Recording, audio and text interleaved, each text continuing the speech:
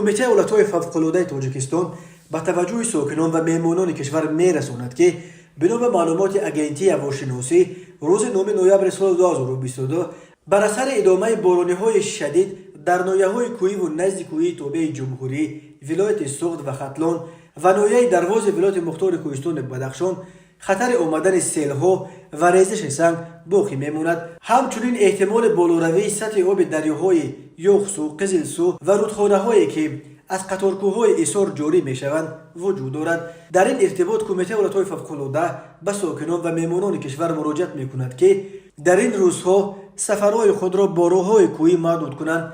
در این روز رفتن به صحرا و دامن کوه‌ها برای چارواچرانی، غنچین ایزم، انجام کارهای کشاورزی، شکار و ماهیداری نیز مصلحت داده نمی‌شود. کمیته همچنین از رانندگان خواهش می‌کند که هنگام حرکت در راه‌های کوهی همه قاعده‌های بی خطری را رعایت نمایند. کسانی که ماشین‌های سیاه‌شیشه دارند خوب می‌بود اگر روهای خود را در شامگاهان و هوای تاریک محدود کنند. رعایت همه قاعده‌های بی خطری از جمله رعایت فاصله بین ماشین‌ها هنگام حرکت و بالا نبردن سرعت حرکت گرو اصلی بی خطری و امنیت است. کمیته همچنین از اهالی خواهش می‌کند برای پیشگیری از ورود سیل به اهالی و کشتزارها سر وقت سیل راه‌ها و جویبارها را از هر گونه خس و خسپاره‌ها تازه کنند.